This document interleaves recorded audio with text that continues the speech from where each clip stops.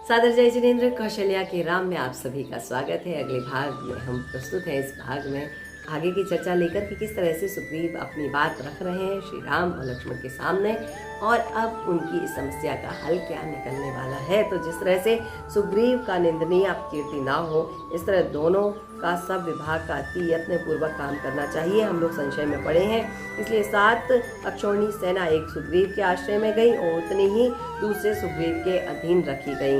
नगर के दक्षिण भाग में कृत्रिम सुग्रीव रखा गया और वास्तविक सुग्रीव उत्तर भाग में।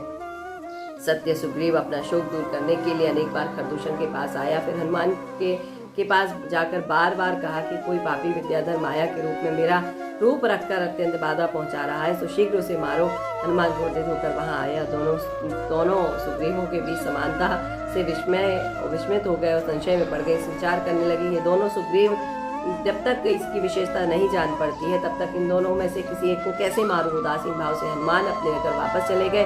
हे राघव, सुग्रीव बोले कि मेरी सेवाएं स्वीकृत करो।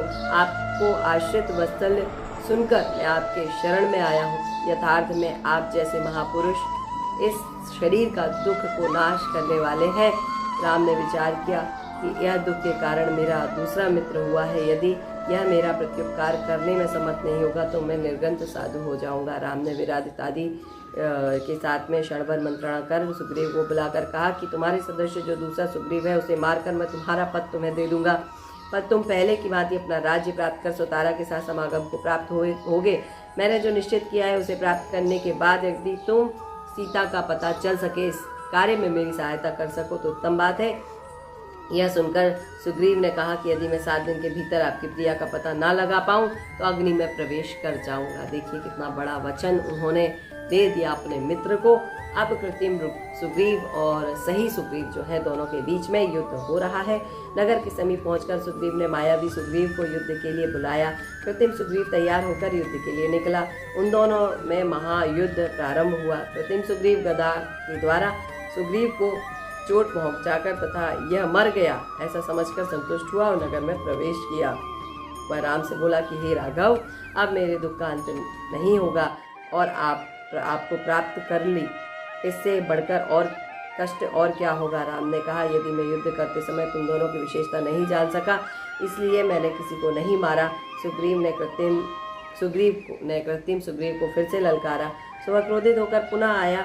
राम ने उनका सामना किया। राम को आया देखकर सिद्ध करने वाले से पूछकर वैताली कृत्रिम सुग्रीव के शरीर से निकल गई। साहसिक रूप से उसे देखकर वानरवंशी क्षुब्ध हो गए। राम भी बाणों के द्वारा मंडल बनाकर उसके सामने स्थित थे। क्षण भर में राम ने एक बाण में ही साहस गति प्राण रहित हो गया। हर्ष से भरकर सुग्रीव ने राम लक्ष्मण की पूजा की, मनोहर स्तुतियों से स्तुति की। एक रात्रि नगर के बाहर बिताकर वैभव के साथ किंध नगर में प्रवेश किया गया। अब देखिए राम ने किसी तरह से उस नकली सुग्रीव का पता लगाया और उसका वध भी किया, उसे खत्म भी किया, समाप्त भी किया। वहाँ उद्यान में चंद्रप्रभु भगवान का चैत्यालय था। उन्हें नमस्कार करके राम लक्ष्मण वहीं रहने लगे। सुग्रीव ने 13 पुत्रियां जो स्वयंवर की इच्छा से वहाँ आई थी राम को समर्पित कर दिया। राम उनके बीच रहते हुए भी सीता की ही कथा कहते थे और उनकी आंखों से आंसू बह जाते थे। राम अभी भी याद कर रहे हैं अपनी सीता को। अब आगे जो है वह हम जानेंगे कि किस तरह से लक्ष्मण सुग्रीव को जगाते हैं और अपने कार्य को पूरा करने का, अपने वचन को पूरा करने का कहते हैं। तब तक के लिए आज्ञा दीजिए। नमस्कार, प्रणाम, जय जिनेंद्र।